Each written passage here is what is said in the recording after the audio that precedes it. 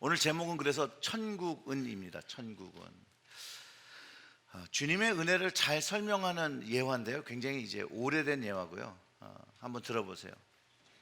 어떤 아버지가 정말 바라고 바라던 본인이 원하던 차를 좋은 차를 BMW를 하나 샀습니다. 근데 아들이 보니까 너무 한번 몰아보고 싶은 거예요. 그래서 그 아버지가 산 그 BMW를 몰래 가지고 끌고 나가서 신나게 몹니다. 근데 앞불싸 신나게 타긴 탔는데 사고를 당했어요. 그러고 보니까 자동차가 왕창 찌그러지고 스크래치가 돼서 도대체 이거 혼날까봐 들어올 수가 없는 거예요. 근데 점점 시간은 지나가고 못 들어오게 되니 아버지는 너무 걱정이 되겠죠. 아들도 걱정이 됐을 거고 없어진 차도 걱정이 됐을 거고요. 그래서 무슨 일이 났나 생각하고 그 근처에 있는 경찰서에 전화를 하니 사고의 경위를 좀 들을 수 있었어요. 그런데 이 아들이 또 도무지 들어오질 않는 거예요. 어느덧 갑자기 아버지는 이제 아들을 걱정하기 시작합니다. 집 밖에 나간 아들을 들어오기만 기다리고 있습니다. 그때 이제 아들이 멀리서 그 집을 관찰하면서 뭐 아버지가 자기를 기다렸는지 뭐 어떻게 했는지 모르지만 멀리서 보고 있으면서 걱정을 하죠. 어떤 걱정을 했을까요, 여러분? 죽었다. 뭐 이런 걱정을 했겠죠. 용기를 내지 못하고 있을 때 이 아버지가 아들을 보게 됩니다. 그리고 그 아들 이름을 부릅니다. 이 아들이 이 아버지를 보자마자 잘못했다고 막 용서를 구하죠. 근데 이 아버지가 이 아들의 신상을 먼저 물어봅니다. 어디 다친 데 없니? 그리고 이렇게 물어봅니다. 밥은 먹었니? 그러자 이 아들이 눈물을 흘립니다. 그리고 이 아버지가 등을 두드리며 들어가서 이렇게 얘기합니다. 밥은 먹었니? 밥이나 먹자. 그리고 아들의 손을 이렇게 붙잡고 들어가는 거. 이 아들이 은혜를 경험하는 것이죠. 이 이야기 속에서 아버지는 어떻게 아들을 사랑하는 것인지 잘 표현해 주고 있습니다. 그리고 이 아버지 역시도 이 아들이 살아온 것을 통해서 감사함을 느낄 수 있고 그 은혜와 사랑을 같이 경험할 수 있습니다. 만약 이 아들이 아버지의 사랑을 진실로 이해했다라면 이 아버지는 이 아버지를 더 이상 걱정시키는 그 반복하는 일을 하지 않을 것입니다. 그리고 이 아버지의 관계가 더욱더 돈독해질 것입니다. 이처럼 사랑의 능력은 사람의 행동 양식을 변화시킬 수 있습니다. 성경 잠언에 이런 말씀이 있습니다. 미움은 다툼을 일으켜도 사랑은 모든 허물을 가리운다고 합니다. 이처럼 은혜는 사랑에서 오며 그 사랑은 풍성하다라는 것이에요. 하나님의 은혜는 하나님의 사랑에서 오고 하나님의 사랑은 풍성하다라는 것이에요. 하나님의 사랑은 그리고 사람을 변화하게 한답니다. 바로 하나님의 나라가 이 사랑과 은혜로 가득 차 있다라는 것이죠. 새로운 삶과 또 새로운 생명이 숨쉬는 그런 곳입니다. 오늘 그 하나님의 나라 천국에 대해서 이야기해 보기를 원합니다. 마태복음 9장 35절을 보면요, 예수님께서 모든 도시와 마을에 두루 다니사 그들의 회당에서 가르치시며 뭘 전파하셨다고요? 천국 복음을 전파하시며 그 모든 병과 모든 약한 것을 고치셨다라고 합니다. 예수님은 사람들이요, 하나님의 나라 천국을 이해하기를 원하셨고 깨닫기를 원하셔서 이렇게 늘 설명하셨다라는 거예요. 그리고 주님은 지금도 우리가 천국의 가치와 그 실체를 깨닫기 원하시고 또 그 천국을 소유하며 살아가기를 원하신다라는 것이죠. 예수님의 그 천국의 비유, 이 첫 번째 거는요, 천국의 풍성함을 가르쳐주는 겨자씨의 비유, 또 누룩의 비유입니다. 그 31절부터 다시 보면 이렇죠. 또 비유를 들어 이르시되 천국은 마치 사람이 자기 밭에 갖다 심은 겨자씨 한 알 같으니 이 이는 모든 씨보다 작은 것이로되 자란 후에 풀보다 커서 나무가 되매 공중의 새들이 와서 그 가지에 깃드니라. 또 비유로 말씀하시되 천국은 마치 여자가 가루 서말 속에 갖다 넣어 전부 부풀게 한 누룩과 같으니라. 천국의 풍성함을 가르쳐주는 이 두 비유는요, 우리에게 천국의 비밀을 누설하고 있습니다. 겨자씨는요, 깨보다 더 작습니다. 또 누룩은 이 밀가루를 부풀게 해서 빵을 또 크게도 만들게 합니다. 그런데 이 둘의 공통점은 너무나도 평범한 것이라는 거예요. 평범한 것. 예수님께서 이 두 가지를 가지고 이야기하시면서 이 둘이 천국의 모습을 표현하는 사물이 되었습니다.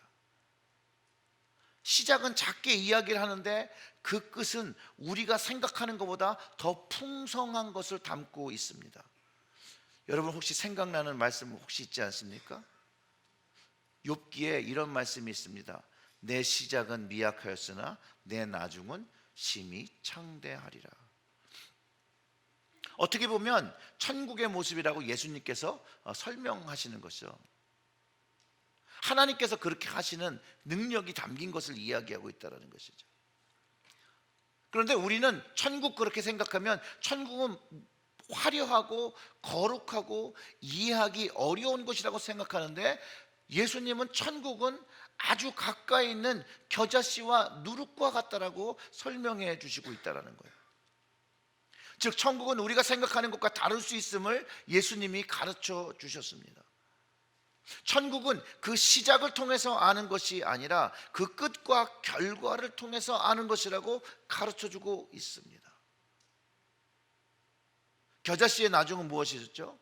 모든 씨보다 작은 것이었는데 자란 후에 나물보다 크고 나무가 되매 공중의 새들이 와서 그 가지에 깃드는 것이라고 했어요. 새들이 와서 휴식을 얻는다는 것, 평안과 쉼을 줄 수 있다는 것, 천국의 모습이죠. 천국이 영원한 집에서 휴식하는 평안을 누리는 것이 바로 우리가 누릴 천국에 대한 모습이라고 예수님이 가르쳐주고 계시다라는 것이에요. 누룩의 나중은 무엇죠? 사실 저는 도시촌놈이라서 일단은 가루 서말이 얼만큼인지 잘 모르겠어요. 그리고 누룩을 넣으면 이게 얼마나 부풀고 그것으로 빵을 만들면 얼마나 많은 사람이 먹을 수 있는지를 잘 가늠이 안 되더라고요. 그래서 요즘은 잘 모르면 인터넷에다 쳐보면 다 나오더라고요. 한 말은 8kg라고 합니다. 그리고 24kg가 54파운드래요. 54파운드의 밀가루를 아주 적은 누룩으로 전부 부풀게 하고 그 다음에 상상해 보세요. 54파운드의 밀가루가 다 불어서 빵을 만들면 얼마나 많은 빵이 된다. 즉 소량의 누룩이 그 많은 양의 밀가루들을 부풀게 하는 능력이 있다는 거예요. 사실 누룩이 없어도 빵은 만들 수 있죠. 그 피라브레다라는 게 있죠. 하지만 많은 사람이 먹을 수 있는 그런 빵을 만들지는 못하죠. 누룩이 들어감으로 인해서 많은 사람이 더 풍성하게 배불리 먹을 수 있다는 거예요. 이 두 비유에 천국의 생명과 풍성함을 담고 있는 이야기를 하는데요. 먼저 작은 것에서 생명력이 생겨나고 그것으로 많은 것들과 사람들에게 풍성함과 안식을 준다는 비밀을 담고 있다는 것이에요. 바로 예수님을 가르치는 거예요. 예수님이 가지고 계신 풍성함과 안식을 말하죠. 저는 이 겨자씨와 누룩은 예수님을 가르친다라고 믿습니다. 예수님이 이 땅에 아기로 오셨을 때 많은 사람들에게 하나님의 아들이라고 주목받지 못했어요. 관심받지 못했어요. 너무나도 연약한 아기로 오셨어요. 그러나 이 아기가 예수님이 성장한 후에 얼마나 많은 사람들의 역사에 영향력을 주며 달라지게 했으며, 얼마나 많은 사람들이 그로 인하여 평안을 누리고 안식을 누리고 풍성함을 누린 것을 우리가 알고 있지 않습니까? 주님의 오심으로 역사의 전후가 나누어졌고요, 예수님은 역사의 주역이 되셨습니다. 다르게 얘기하면 밀가루가 누룩을 만나면 풍성해지는 것과 같이, 그리고 겨자씨가 심겨져서 태어나면 나무가 돼서 많은 새들이 풍성함을 누리는 것 같이, 우리가 주님을 만나면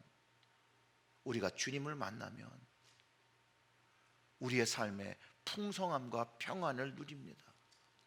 요한복음 14장 27절에도 예수님께서 이렇게 말씀하십니다. 평안을 너희에게 끼치노니 곧 나의 평안을 너희에게 주노라. 내가 너희에게 주는 것은 세상이 주는 것 같지 아니하리라. 너희는 마음에 근심하지도 말고 두려워하지도 말라. 우리에게 천국을 주시기 위해서요, 이 평안을 주시기 위해서 하나님은요, 하나님의 아들을 아끼지 아니하시고 우리에게 주시고 이 땅에 보내셨다라는 거예요. 즉 천국은요, 예수님을 통해서 경험하게 된다는 사실을 깨닫게 됩니다.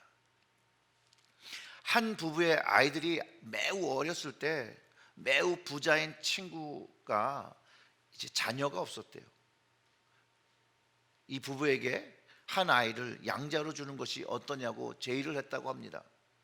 매우 절친한 사이였고 또 할 수만 있다면 아이의 미래가 더 좋을 듯 싶어서 그날 저녁에 아이들이 모두 잠자리에 들어간 다음 아내와 이 문제를 의논하게 되었다고 합니다. 옛날에는 이렇게 가난한 집에서 부잣집으로 양자를 보냈다고 합니다. 그러면 생각해 보니까 맏아들이라서 줄 수가 없고, 둘째는 딸이었는데 딸도 첫 딸이라서 보낼 수가 없었다고 합니다. 셋째 아이도 딸인데 얘는 또 몸이 또 약하대요. 그래서 약한 아이를 보낼 수가 없었고, 넷째 아이는 장모님을 그렇게 닮아서 보낼 수가 없어서 아내가 거절했다고 그러고, 다섯째 아이는 아버지를 너무 닮아서 이제 남은 건 아기가 하나 있었는데 많이 낳았죠.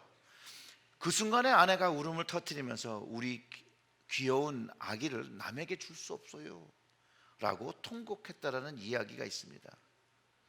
그들에게는 6 자녀가 있었지만 그 하나도 기꺼이 내줄 수 없었다라고 하죠.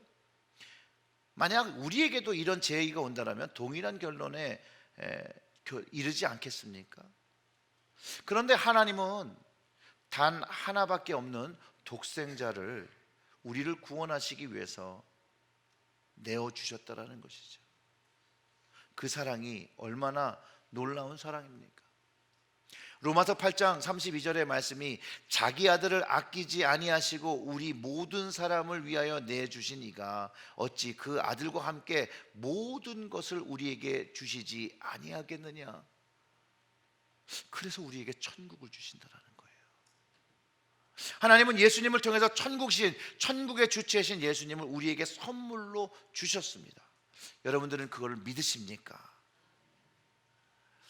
2012년 크리스마스 이브에 제가 잘 아시는 목사님의 아들이 하나님의 부르심을 받았습니다. 교통사고였습니다. 그해 아들 장례식을 마치고 마지막 주일에 그 목사님께서 쓰신 글이 있습니다. 그분의 목회 수상이 이렇게 시작됩니다.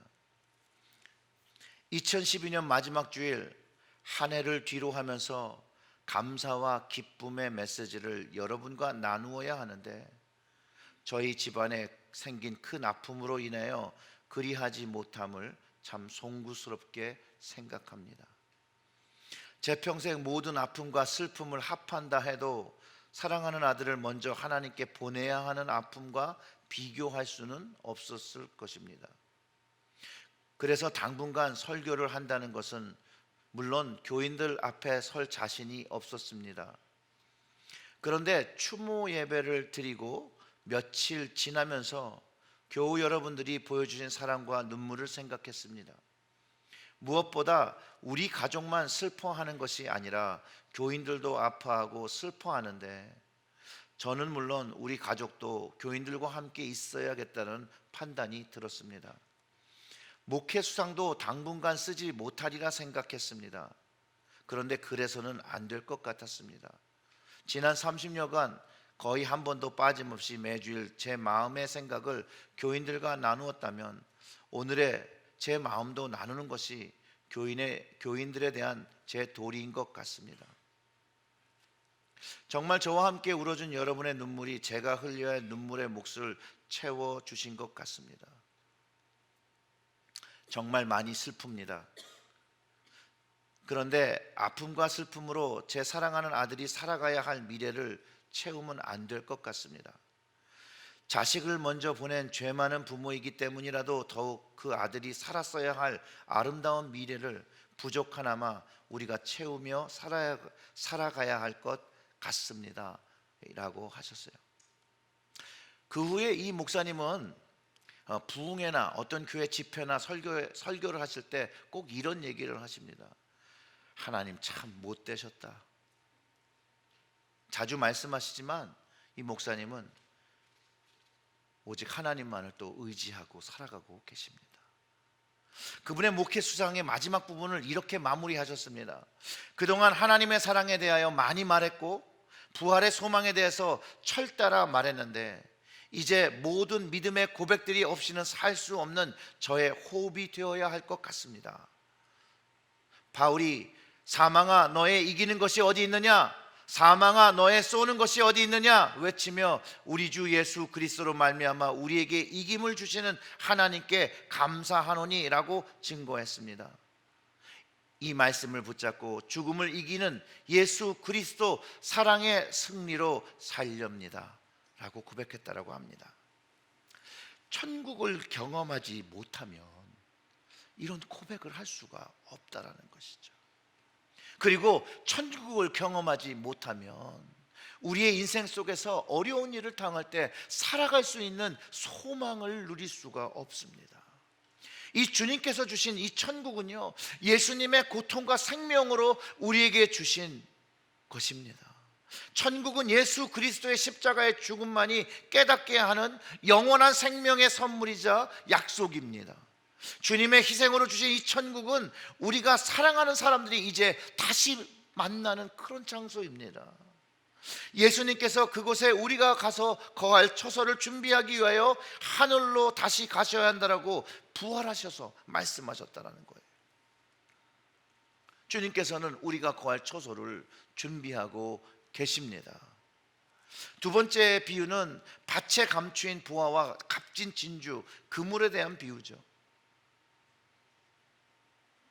천국은 마치 밭에 감추인 보화 같으니 사람이 이를 발견한 후 숨겨두고 기뻐하며 돌아가서 자기의 소유를 다 팔아 그 밭을 사느니라.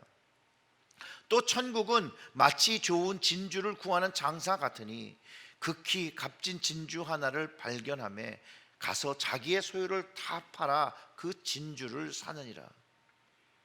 천국은 여러분 소유해야 하는 것입니다. 누구든지 천국의 가치를 알면 무슨 일을 해서라도 그것을 소유할 수밖에 없는 것이라고 설명하는 것이죠. 왜 밭을 무리해서 살겠어요? 그 밭에 담긴 숨겨진 보화 때문에 그 밭의 가격보다 훨씬 비싸다는 것을 알기 때문에 모든 것을 팔아서 사는 것이죠. 밭의 가치를 보고 사는 것이 아니라 보화의 가치를 보고 사는 것입니다. 그러니 다른 이들의 눈에는 이해가 되지 못하는 것이죠. 천국의 가치를 모르고 보화의 가치를 몰랐기 때문이죠. 자기의 전 재산을 팔아서 사는 이유가 자기의 전 재산보다 더 가치 있음을 알고 전 재산을 내어놓는 것인데, 그 가치는 지금의 가치가 아니라 미래에 있을 그 가치, 그것을 알고 사는 것입니다. 예수님이 이 천국의 가치를 우리에게 깨닫기를 원하신다라는 것이에요.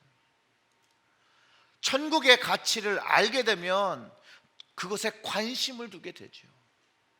그 가치를 알지 못하니까 관심을 잃어버리게 되는 것이에요. 사랑하는 성도 여러분, 우리는 천국을 소유하기 위해 지금 가지고 있는 것을 다 뒤로 할 수 있습니까? 여러분들은 천국을 위하여 여러분의 삶을 전부 투자하실 수 있습니까? 어려운 질문이죠. 그런데 저는 이거 굉장히 공평한 질문이라고 생각합니다. 왜냐하면 오직 그 가치를 아는 만큼 자기 것을 내와 팔아 천국을 소유하기 때문입니다. 또 그 가치를 알지 못하는 사람은 천국을 사지도 소유하지도 못합니다. 두 번째 비유는 물고기를 잡는 그물에 대한 비유죠. 그물에 많은 고기가 잡힙니다. 그러나 크고 좋은 고기만 그릇에 담고 좋지 않은 고기는 내어 버린다고 합니다. 그러면서 예수님께서 마지막 때 천사들이 의인과 악인을 갈라내는 것에 대한 비유를 또 말씀하십니다. 천국에는 의인과 악인을 갈라내어 의인은 천국으로, 악인은 풀무불에 던져 거기서 울며 이를 갈미 있다라고 예수님이 말씀하십니다. 우리의 신앙을 도전하는 그런 비유죠. 왜냐하면 우리의 모습이 하나님 앞에 좋은 물고기의 모습, 즉 하나님의 그릇에 담길 수 있냐는 질문을 할 수 있고, 또 마지막 때에 그 천사가 악인과 의인을 구분할 때 의인의 반열에 들어갈 수 있겠냐는 질문을 해보아야 한다는 것이에요. 천국은 심판의 때가 있음을 가르쳐주고 있습니다. 예수님께서 비유를 통해서 마지막 때 심판의 때가 있음을 또 가르쳐 주시는 거죠. 사랑하는 성도 여러분, 누가 하나님 앞에 의인이겠습니까? 로마서 2장 13절의 말씀은 하나님 앞에서 율법을 듣는 자가 의인이 아니요 오직 율법을 행하는 자라야 의롭다 하심을 얻으리니, 율법을 행함이 믿음으로 시작되고 믿음 없이는 하나님을 기쁘게 할 수도 없습니다. 오늘의 말씀은 분명히 좋은 고기, 구원받는 고기가 되어야 한다라고 가르쳐주고 있습니다. 그래서 그 이전의 비유는 알곡과 가라지의 비유가 있어요. 이 알곡과 가라지의 비유처럼 예수님의 비유에 그물 안에 있는 많은 고기가 있지만 택함을 받는 것과 버림을 받는 것이 있다라는 것이. 그럼 어떻게 구분이 될까요, 여러분? 에베소서 1장 13절의 말씀이 이렇게 기록하고 있습니다. 그 안에서 너희도 진리의 말씀 곧 너희의 구원의 복음을 듣고 그 안에서 또 믿어 약속의 성령으로 인치심을 받았으니. 바로 인치심입니다. 성령의 인치심. 인치심은 인을 친다는 것은 자기의 소유를 알아볼 수 있게 인장을 찍는 거잖아요.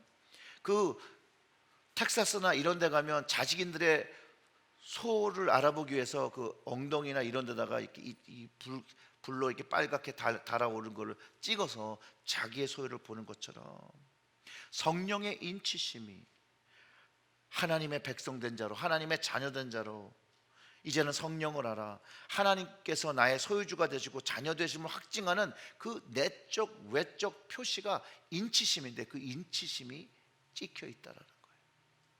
그것을 보고 심판의 때에 의인과 악인을 가르고 좋은 물고기와 좋지 않은 물고기를 구분한다라는 것이에요. 그리고 하나님의 것이 아닌 것을 가라지처럼 불에 태운다라고, 악인은 풀무불에 던져 넣는다고 기록하고 있다라는 거예요. 악인에 대한 심판은 아주 무섭습니다. 이 풀무불에 던져져도 죽지 않고 그곳에서 울며 이를 간다라고 예수님이 표현하고 계시죠. 계시록의 말씀은 이 부분을 어떻게 설명하고 있냐면 죽기를 구하여도 죽지 못하고 괴로움을 당한다라고 가르쳐주고 있습니다. 근데 정작 하나님은요, 악인을 심판하시는 것에 관심이 있지 않습니다. 하나님은 사람들이, 하나님이 창조하신 그 피조물들이 심판과 어두운 것에서 구원받는 것을 원하신다는 거예요. 하나님은 심판을 원하지 않으십니다. 하나님은 모든 사람이 구원을 받으며 진리를 아는 것에 이르기를 원하신다라고 디모데전서 2장 4절에 기록하고 있습니다. 사랑하는 성도 여러분, 인생에 누구를 만나는 것이 우리는 중요하다라고 이야기합니다. 그리고 정말 그건 사실입니다. 그래서 우리의 인생에 주님을 만나야 한다는 것이죠. 천국으로 주신 주님을 만나면 천국을 소유하게 된다는 것이에요. 이런 이유로 제자들은요, 집을 뒤로하고 가족을 뒤로하고 예수님을 쫓았어요. 우리는 어떻습니까? 예수님을 쫓아가고 있습니까? 천국을 알고 주님을 쫓아가고 있습니까? 천국이 얼마나 가치 있고 소중한지를 깨닫고 있습니까? 예수님이 여러분들에겐 얼마나 소중한 분이십니까? 이 천국의 실체와 가치를 깨달아서 사랑하는 성도 여러분, 천국을 소유하시기를 주님의 이름으로 축원합니다. 이 주님이 가르쳐준 이 비유로 천국을 깨닫고 이 땅에서 그 천국의 시간까지 주님과 함께 동행하며 살아가시는 여러분들 되시길 주님의 이름으로 축원합니다. 우리 다 같이 기도하겠습니다.